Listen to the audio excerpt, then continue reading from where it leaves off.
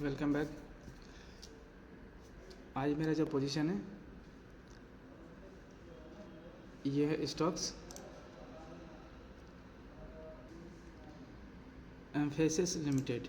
मेरा जो पोजीशन है वो इस पे ले रखा है मैंने आज, और मैंने आपको पहले कहा था 30 क्वांटिटी, ये देख सकते हो। मैंने आपको पहले ही कहा था कि जो है मुझे सब्सक्राइब कर लो, फॉलो कर लो, हर एक प्लेटफॉर्म पे फॉलो कर लो, सब्सक्राइब कर लो, वरना आपसे ऐसे ट्रेड मिस हो जाएंगे।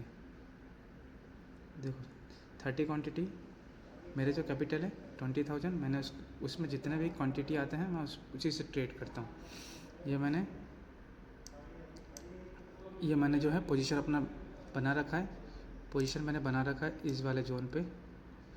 मेरा टारगेट यहाँ पे है 1:2 का है, क्योंकि ऑलरेडी इतना मूव कर चुका है तो मुझे उम्मीद है नहीं कि और ज़्यादा मूव करेगा। ये डे हाई है, ये डे हाई है। लॉजिक सिंपल सा है, लॉजिक मैं आपको बता देता हूँ, क्योंकि मैंने किस लॉजिक पे ट्रेड लिया है वो आपको पता होना चाहिए। ठीक है, देखो स्टॉक्स जो है गैप अप ओपन हुआ है यहाँ पे। ठीक है, गैप अप ओपन हुआ है, उसने एक पुल बैक लिया। ये गैप अप ओपन हुआ है, उसने एक पुल बैक लिया। ठीक है, अगर ये पुल बैक यहाँ से सस्टेन कर देता है, इस वाले जोन को ऊपर जो है सस्टेन कर रहा है, तो ये इसका मतलब क्या है कि अभी ऊपर को जाने को तैयार हो रहा है, ये ऊपर को जा सकता है। अगर ये यहाँ से नीचे आ जाता इस वाले जोन के पास, ठीक है, इसको ब्रेक करता तो ये नीचे आने को तैयार हो जाता। इस तरीके से ट्रेड का एनालिसिस लगाया जाता है कि हाँ ये हो सकता है एक प्रोबेबिलिटी।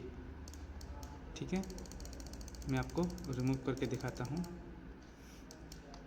तो मेरा जो व्यू था वो यहाँ से मार्केट ने पुल बैक लिया, फिर एक यहाँ पे इसने क्या बनाया, रेसिस्टेंस बनाया, फिर इसने लो बनाया। लो में देखो यहाँ ब्रेक नहीं किया इसने, ये लो बनाया, लो बनाने के बाद फिर से ये अप साइड को जाने को रेडी हो रहा है। तो मेरा जो व्यू था वो मैंने यहाँ पे ट्रेड ले रखा है, यहाँ पे मैंने ट्रेड ले रखा है। उसके बाद आप देख सकते हैं कुछ इस तरीके से ट्रेड मेरा चल रहा है, लेकिन ये अभी बहुत ज़्यादा डाउन को आ रहा है। आना तो नहीं चाहिए, लेकिन क्यों आ रहा है इसका मुझे नहीं आइडिया है। यह है कुछ ट्रेड आप देख सकते हैं। मार्केट जो है इसने बहुत ही बड़ा कैंडल बना दिया 15 मिनट में, डे हाई में। डे हाई से ये रिजेक्शन ले रहा है और बहुत ही बड़ा कैंडल बना दिया इसने, डे हाई से रिजेक्शन ले रहा है, आप देख सकते हो। ये हो रहा है, देखते हैं यहाँ पे एक इसका सपोर्ट जोन है, क्योंकि ऑलरेडी इसको ब्रेक कर चुका है, तो यहाँ पे एक सपोर्ट जोन है, तो यहाँ से हो सकता है सपोर्ट ले। यहाँ पे इसको ब्रेक करेगा तो फिर ये फिर नीचे आ जाएगा। ठीक है, फिर इससे बने रहने का कोई मतलब नहीं होता है अगर इसको ब्रेक करेगा तो। डे लो रिजेक्शन, अब देखते हैं।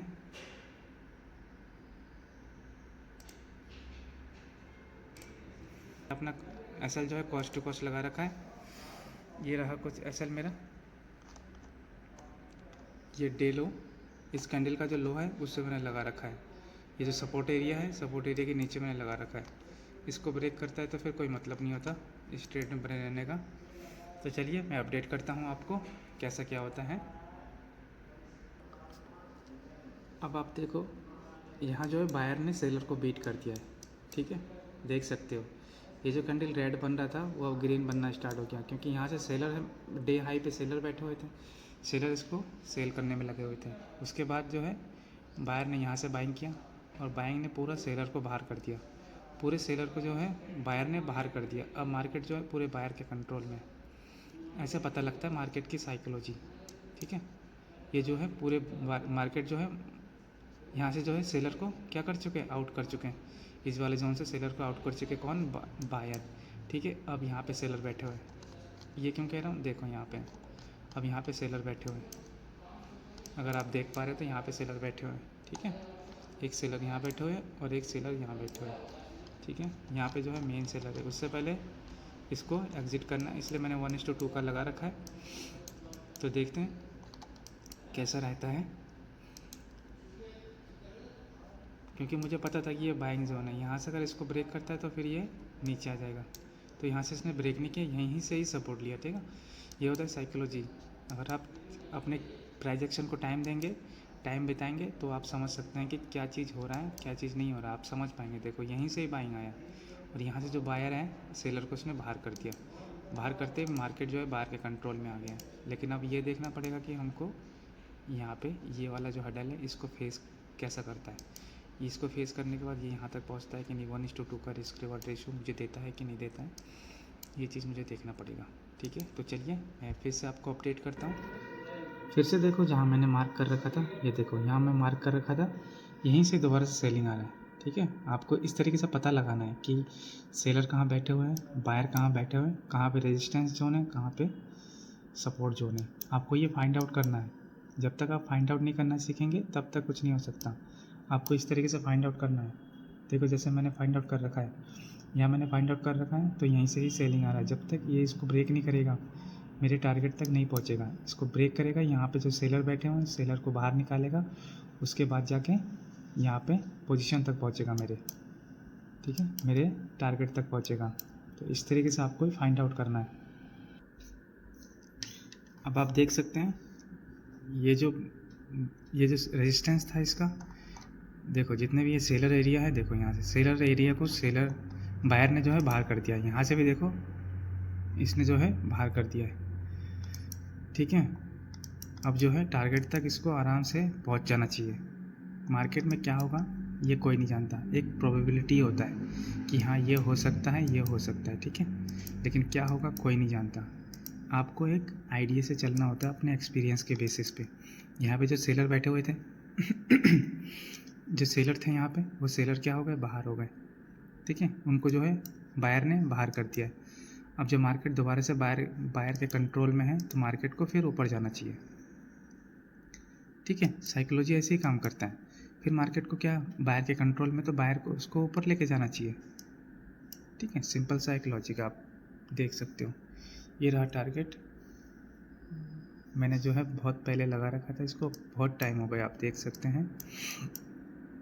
वीडियो थोड़ा लंबा हो जाएगा लेकिन बेस्ट आपको साइकोलॉजिकल वीडियो मिलेगा एकदम। आपको समझने के लिए बहुत ही अच्छी चीज़ मिलेगी इस वीडियो में।